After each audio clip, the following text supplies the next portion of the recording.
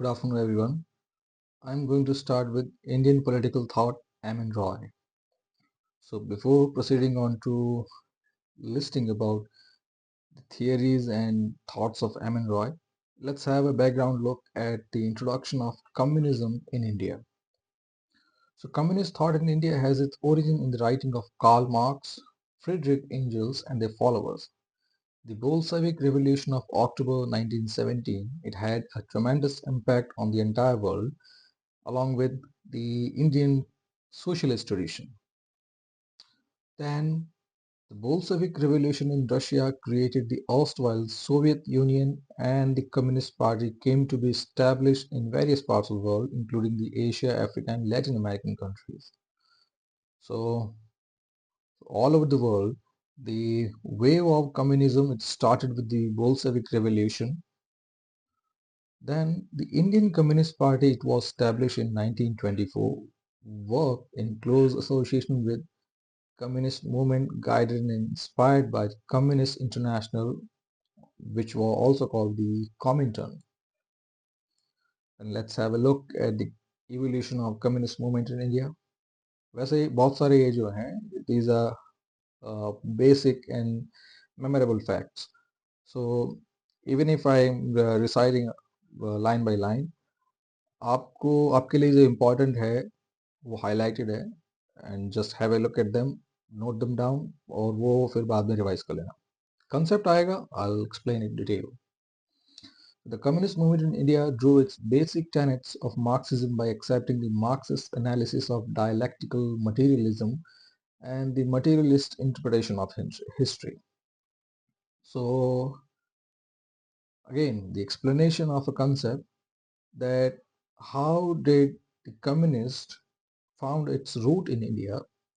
So this the basic tenets of Marxism, one of which is the class struggle, and other the materialist interpretation of history.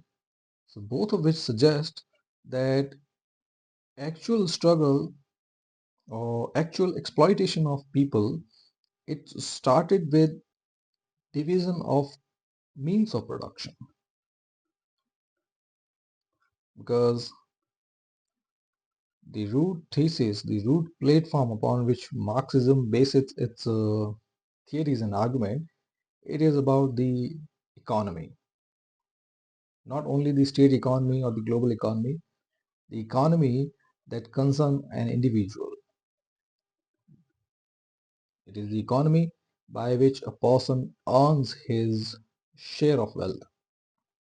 So Marxism says that means of production by which economy of an individual, and thus economy of any group, whether a smaller group like family, or even bigger than that like enterprise, or even bigger than that the all comprehensive the state economy, all of them, they are related by the means of production.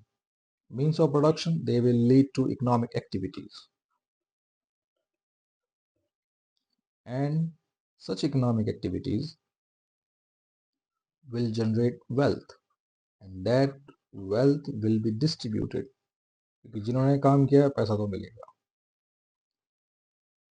Distribution. अब Marxism के according the problem starts here. If everybody is getting share of his wealth according to the work done by him, then जो wealth that is accrued by engaging in any economic activity will be distributed in proportion to the work done by an individual, which seems fair enough. यही principle होना चाहिए, जिसने जितना काम किया उसको उतना पैसा मिलना चाहिए. Yes, but what if the proportion or the distribution dynamic, it is disturbed, if it is exploited?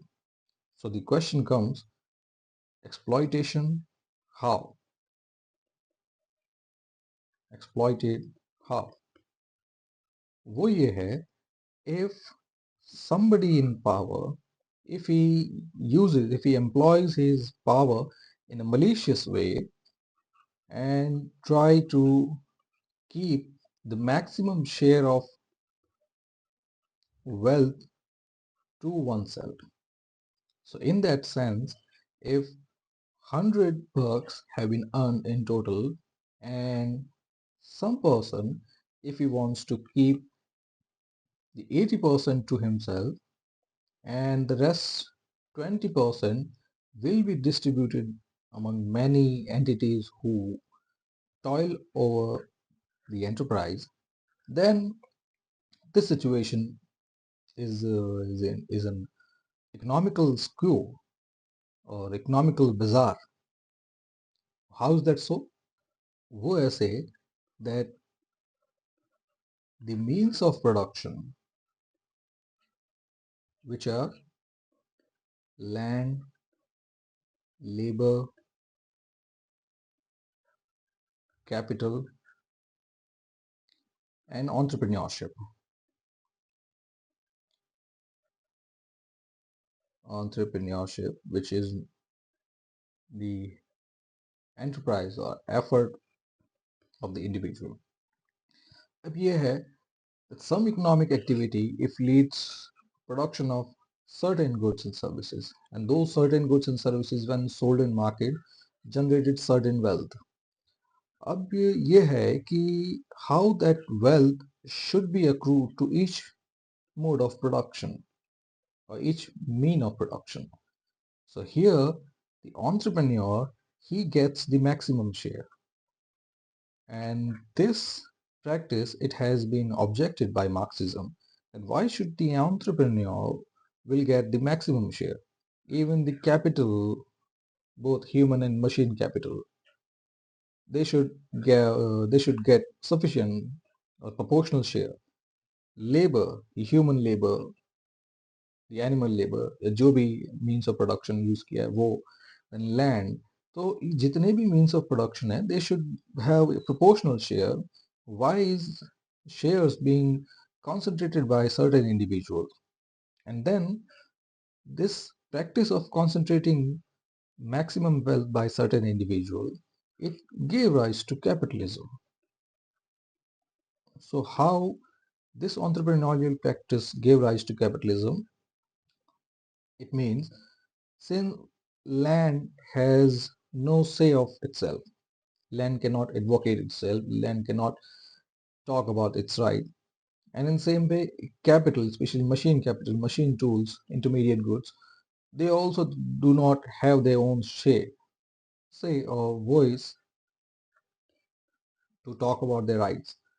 So ये भी नहीं बोल पा रहा है, ये भी नहीं बोल पाया है. The one labor, अब labor भी,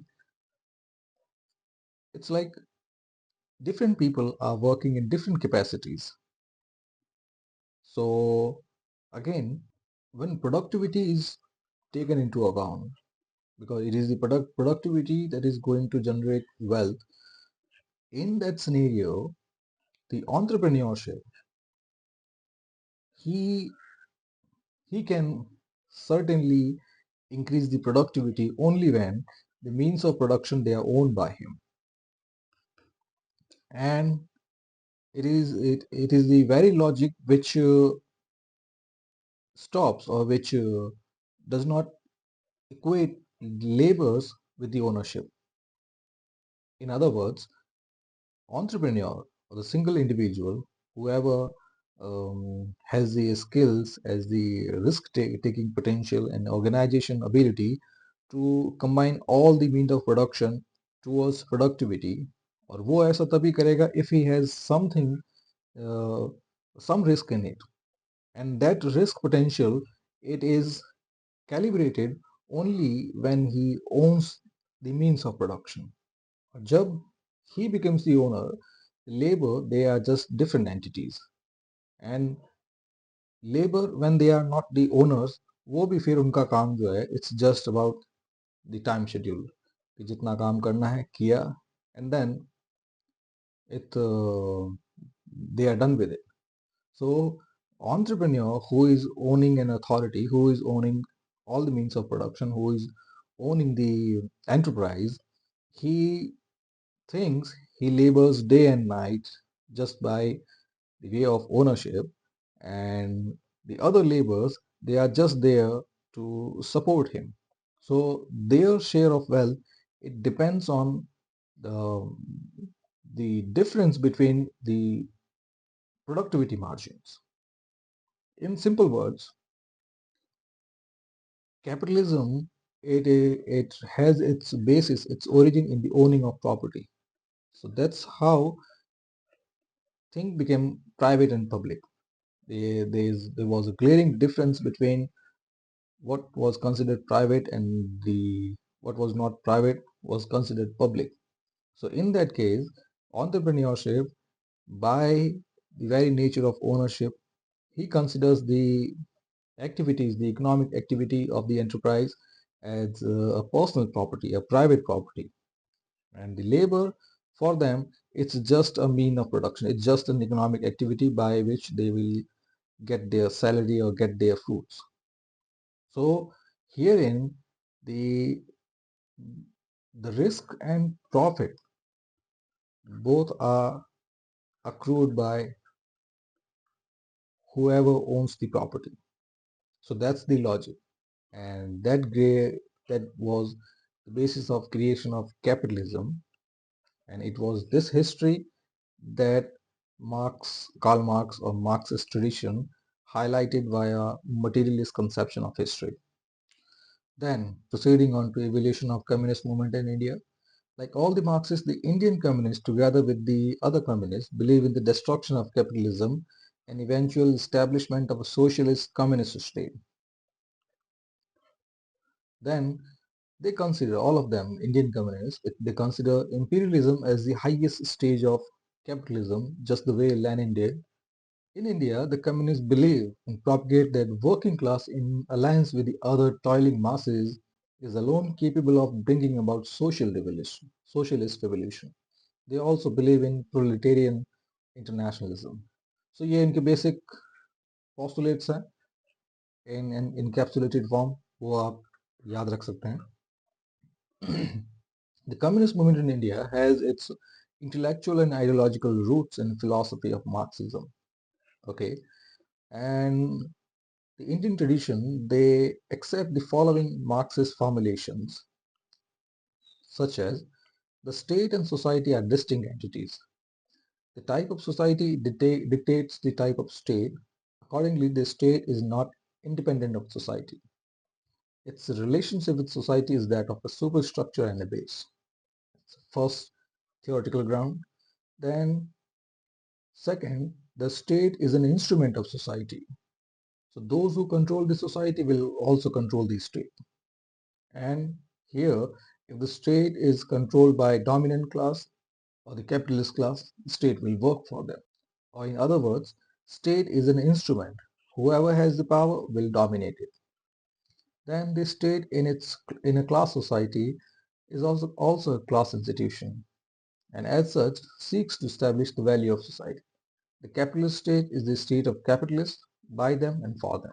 ये और दोनों almost similar हैं. Then, in a capitalist society, the working class will organize itself and will seek to overthrow the capitalist society. ये इसलिए, the same logic, that if the entrepreneur, by owning the means of production, if he goes on a frenzy of accumulating as much profit as possible, so in this endeavor or this recklessness, it will certainly alienate people. Alienate people how? The first instance will turn out to be that the entrepreneur, even if he owns a certain property, a certain enterprise, that enterprise must be employed in certain economic activity, or in simple words, in generation of goods and services. And let's say that uh, entrepreneur is me, and my economic activity is teaching.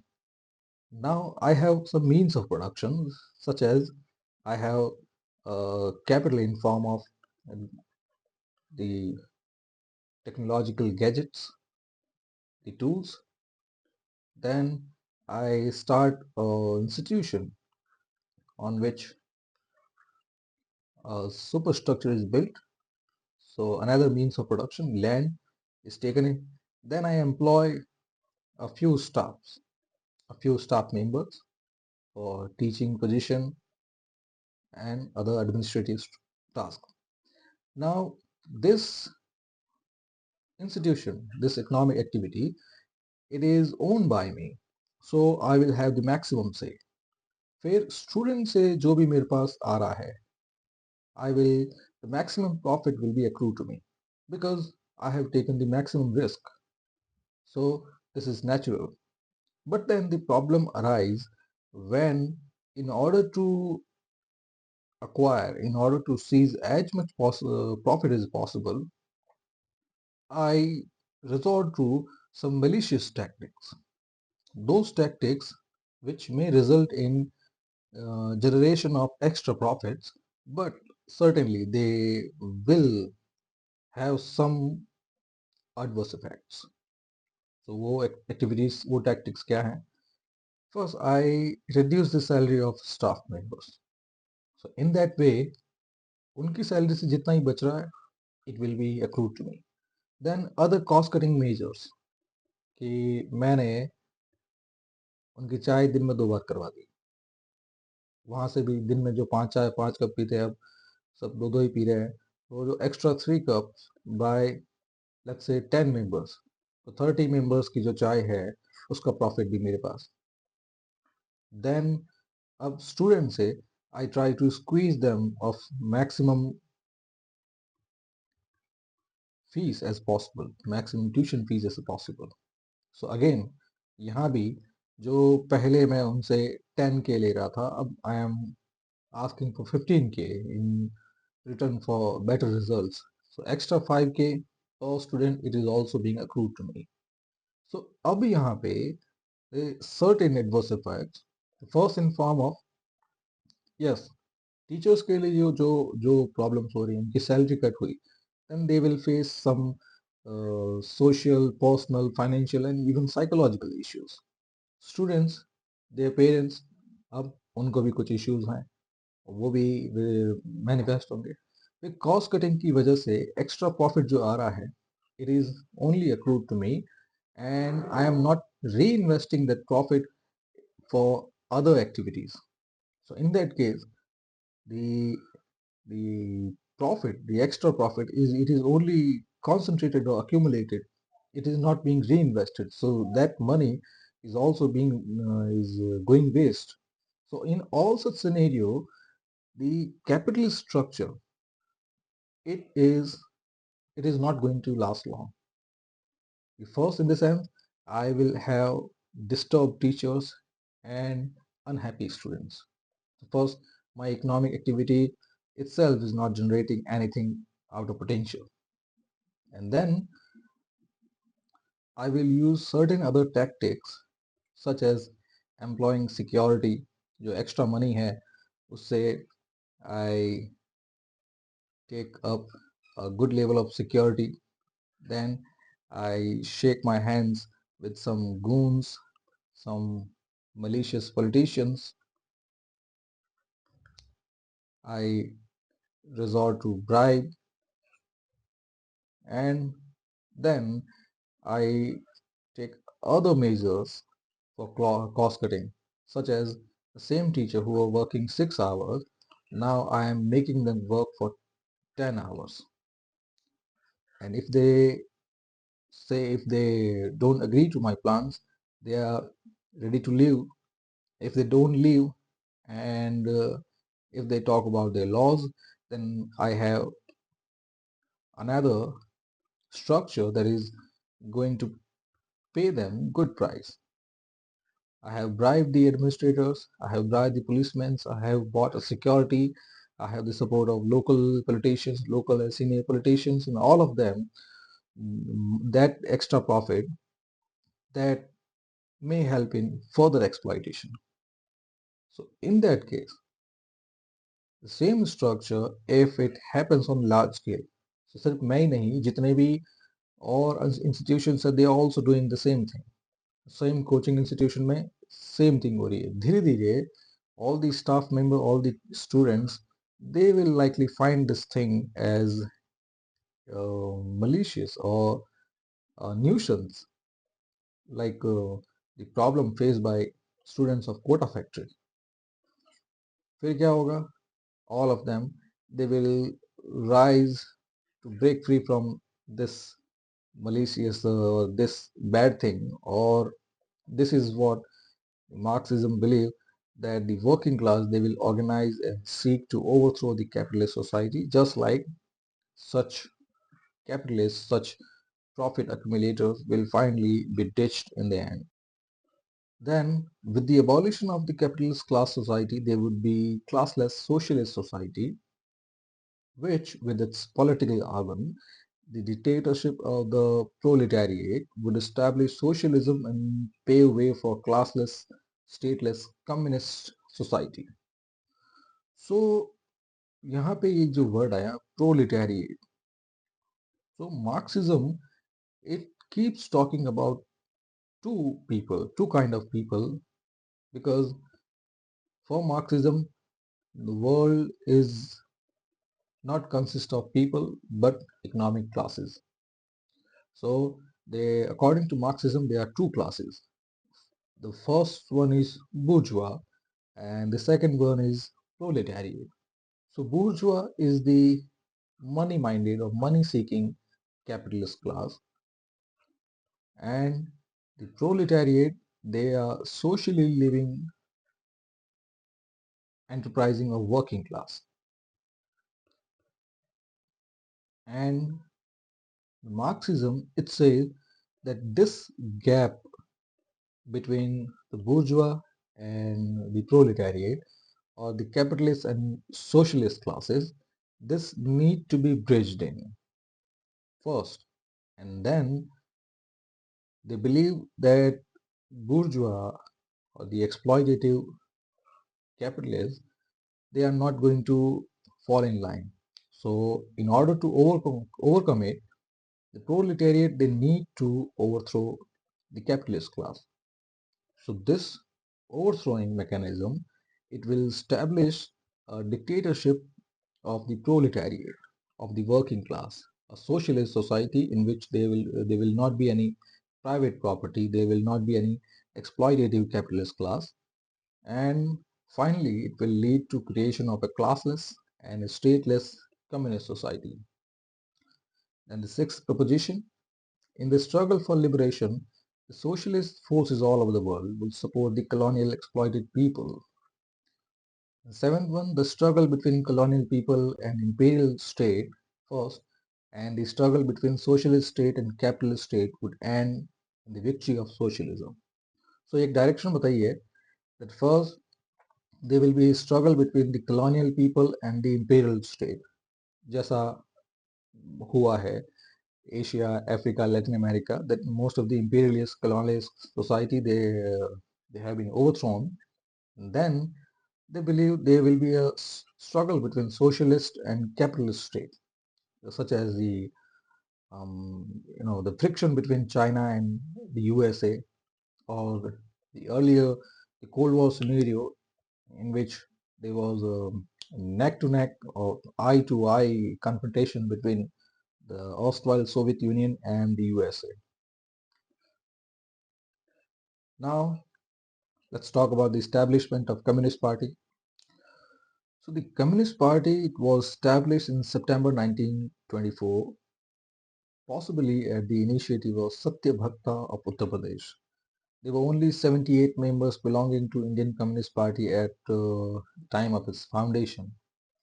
Later, the membership rose to 250.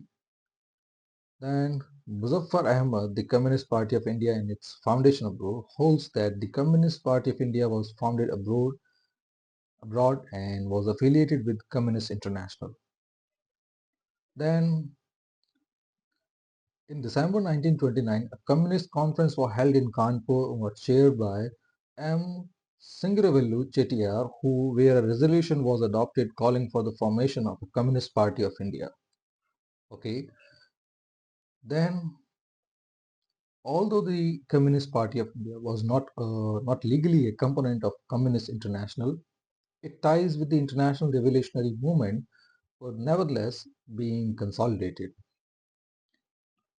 Then, next, the communists, much before the formation of legal Communist Party of India, had associated themselves with the liberation struggle. The Kanpur conspiracy case in 1924 was decided against the communist leader S.A. Dange, Nalini Gupta, Muzaffar Ahmed, and Shaukat Usmani. All of them were awarded imprisonment. Then, the final episode, the Communist Party of India by 1928-29 had set before itself the goal of creating a mass-scale revolutionary organization and an anti-imperial alliance. The Sixth World Congress of the Communist International in September 28 had passed a resolution to strengthen the Communist Party and trade union organization in colonial countries. So this these were the steps for you can say establishment of Communist Party in India. Then let's have look at the Communist Party of India before independence. Well, I'm not going to explain it any further. कुछ concepts हैं वो आपको ध्यान रखने हैं. The कब establish हुई, कौन सी meet हुई, and then the relations. But ज़्यादा ज़रूरी नहीं है. Then the Communist Party of India sought to strengthen its position in trade union, organizing them, guiding them, propagating Marxism and Leninism, and to prepare them for revolutionary struggle against the nationalist, bourgeois, and the imperialist capitalist forces. Then, the Communist Party of India did achieve some definite success by making inroads in workers' bodies, and in the 1930s it was able to have its influence amongst peasants and workers. The second step, in the 1930s, CPI adopted a united front from above by aligning itself with the nationalist movement, but kept its separate identity among workers and peasants. So अब धीरे धीरे evolutionary riyal में उनके steps समझ आ रहे हैं. The CPI, as it was a banned organization then, came closer to the Congress, and numerous communists joined the Indian National Congress. And then it formed a socialist group among the Congress, which was later known as CSP, Congress Socialist Party, and they remained in the Congress. The communists, they remained in the Congress until 1939.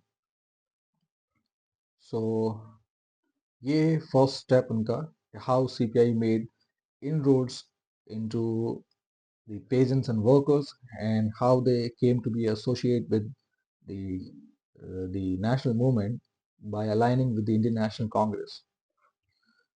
Then when the Axis power headed by Germany, they invaded Soviet Union in 1941 during the First World War, and Soviet Union joined the Allied forces to fight against Germany. The situation of Indian communists they became precarious. So the situation was precarious because till now they were supporting the socialist or communism propounded by Soviet Union. But Soviet Union itself allied with the so-called the bourgeois powers that were to be fought by the communists. Britain at the time, the highest capitalist and imperial force. So the situation it becomes a classic dilemma, especially for the Indian communists, because at first they were opposing the British for their capitalist and imperialist tendencies, but now they needed to align with the British in order to fight Nazi Germany, in order to fight the fascism.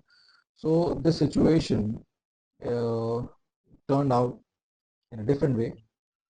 The next step, the CPI did not support the 1942 Quit India movement, and when the most of the leaders were in jail, CPI, the communist, They strengthened themselves and claimed to have 30,000 members, while earlier they were only had 2,500 members.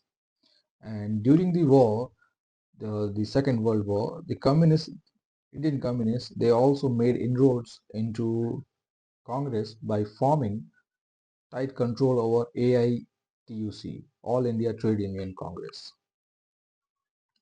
Then the next step, the communists were divided over the question of independence of country, which was only a couple of months away. So the question was the country really free? Was the transfer of power notional or real? And the third question, should the CPI support Nehru's Congress? And in that debate, a section which was headed by PC Joshi, they thought that transfer of power and independence were real and Nehru government should be supported. But the other faction headed by B.T. Ranadive and Dr. Adhikari, they held the view that independence was not real and real independence could be achieved only under the leadership of CPI. So in that way, they believed that they were not truly independent, but they were existing in a framework of modified imperialist system. And finally, this later view, it was held and by which the the second faction led by B.T. Ranadive, it won and he replaced P.C. Joshi as the General Secretary of CPI. Then let's have a look at the Communist Party of India after independence.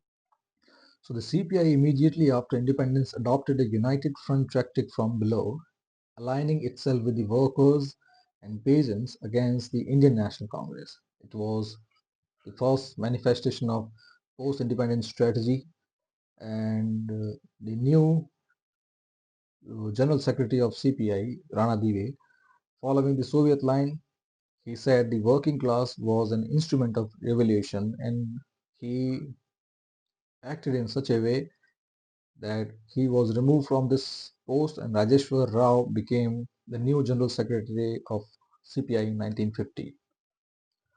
Then, with the shift of Nehru government towards the former Soviet Union, especially regarding the socialist planning, the CPI was officially advised to abandon adventurous tactic and adopt the policy of contesting parliamentary elections. And this new tactic of contesting election, it was accepted by moderates like PC Joshi, S.A. Dange, Ajay Josh, and the Politburo of Central Committee. It drew up a draft calling for creation of a broad anti-feudal, anti-imperialist front. Well, इसका meaning कुछ खास नहीं है. It means yes, they have been advised by Nehru government to abandon all such futile ideas and contest election, enter the parliamentary seat, and which was accepted by moderate leaders. Then the CPI from 1950 onwards to a process of gradual change, from a class conflict approach to class alliance, from revolutionary strategy to parliamentary strategy. Then the 1957 Lok Sabha election saw the victory of Communist Party of India in Kerala, and later it formed the government. Then let's talk about the division of Communist Party. So the Kerala Communist Party, which was formed in 1957 by democratic election, it was dismissed by employing the president's rule in 1959, and this decision made the CPI's relation with the Congress strained.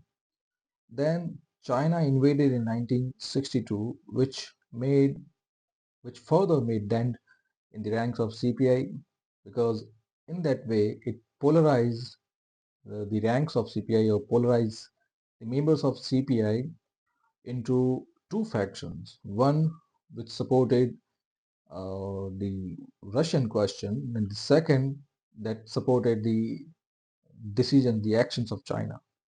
So the right faction, headed by S.A. Dange, they recognized the Indian claim to the territory occupied by Chinese in 1962, thus aligned with the Indian demand, whereas the left faction of CPI, it regarded right of plea as a betrayal of international proletarian unity, which means the left faction, it associated itself with the Chinese because ultimately they were talking about international communist unity, for which China was a part. Then there was a centrist group led by EMS Namburipad and Ajay Ghosh, and both of them blamed the Indian and Chinese leader for broader conflict. And hence, because of such polarization, the party got split, in which the the faction that treated the Soviet line, it was known as CPI, and the other faction which supported China, it was known as CPI Marxist. Then let's have a look at the similarity and differences between both the groups. So the two communist parties remained divided on certain issues. The CPI, by adopting the National Democratic Front strategy, thought of aligning itself with the Indian National Congress. Whereas the Marxist faction, by adopting People's Democratic Government strategy of remaining away from Congress. So here, in short, you can see the difference. The right faction, which was associated with the Soviet Union, it went on working with the Indian National Congress by employing the democratic tradition, whereas the other faction, CPIM, it refuted such tradition and severed any such tie with the Indian National Congress. Then the similarities, the cooperation of the communist forces. First, the differences were highlighted. The CPI right faction, it aligned with nationalist bourgeois forces, which means Indian National Congress, whereas the Marxists, it aligned with the People's Democratic Government. Then, on the question of Sino-Soviet relations between Soviet Union and China, CPI, the right faction, supported the Soviet Union, whereas CPIM, Marxist faction, it disapproved of Soviet position, but it did not support China either. Then on the border issue between India and China, the right faction's position is that Chinese should vacate the Indian territories, while the Marxist forces, they treated a central and balanced line, favoring a mutually agreed formula on the border issues. और ये tradition अभी भी है. फिर when the Soviet Union was disintegrated by 1990s, the two communist forces, they came closer to each other.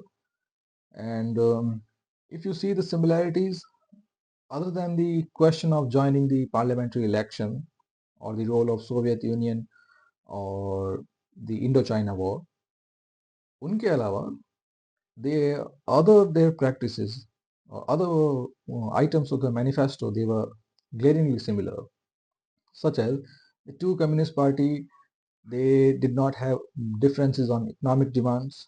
Both of them, they condemned the monopoly capitalist strategy. Both of them disapproved the role of multinational companies in India's economy, and both sought to strengthen socialist measures.